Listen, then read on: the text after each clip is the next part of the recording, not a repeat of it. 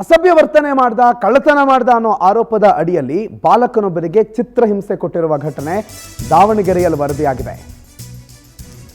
ಒಬ್ಬ ಹುಡುಗ ಅಸಭ್ಯವಾಗಿ ವರ್ತಿಸಿದ್ದ, ಅದಲ್ಲದೆ ಏನೋ ಕಳ್ಳತನ ಮಾಡ್ದ ಅನ್ನೋ ಕಾರಣಕ್ಕೆ ಆತನನ್ನ ಅಡಿಕೆ ಮರಕ್ಕೆ ಕಟ್ಟಾಕಿ ಚಿತ್ರಹಿಂಸೆ ಕೊಟ್ಟಿದ್ದಾರೆ, ಕೆಂಪಿರುವೆ ಬಿಟ್ಟು ಹಿಂಸೆ ಕೊಟ್ಟಿದ್ದಾರೆ.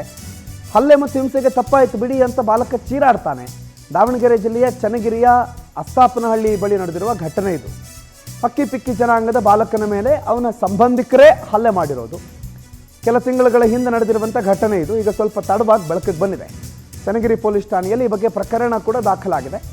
ಘಟನೆಯ ಕುರಿತು ಸತ್ಯಾಸತ್ಯತೆಗಳ ಪರಿಶೀಲನೆ ಚನ್ನಗಿರಿ ಪೊಲೀಸರು ಹಿಡಿದಿದ್ದಾರೆ.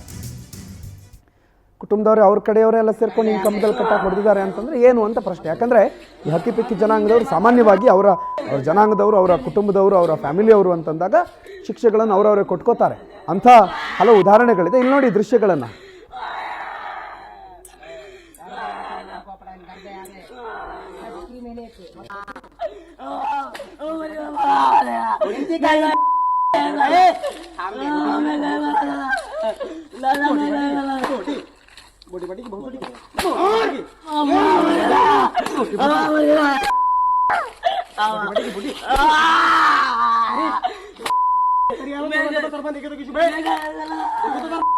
ಬಹಳ ಭೀಕರವಾಗಿ ಹಲ್ಲೆ ಮಾಡಿದ್ದಾರೆ. ಸರಿಯಾಗಿ ಆತನ ಮೇಲೆ ಮನಸೋ ಇಚ್ಛೆ ಹಲ್ಲೆ ಮಾಡಿದ್ದಾರೆ.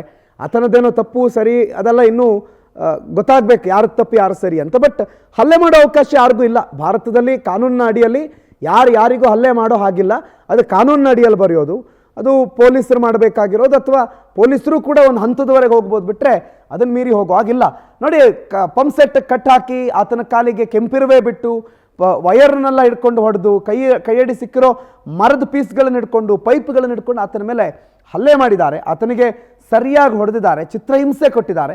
ಪ್ರಕರಣ ದಾಖಲಾಗಿದೆ ಚನ್ನಗಿರಿ ಪೊಲೀಸ್ ಸ್ಟೇಷನಲ್ಲಿ. ಚನ್ನಗಿರಿ ಪೊಲೀಸರು ತನಿಖೆಗೆ ಇಳಿತಾರೆ. ಬಟ್ ಇದೊಂದು ಘಟನೆ.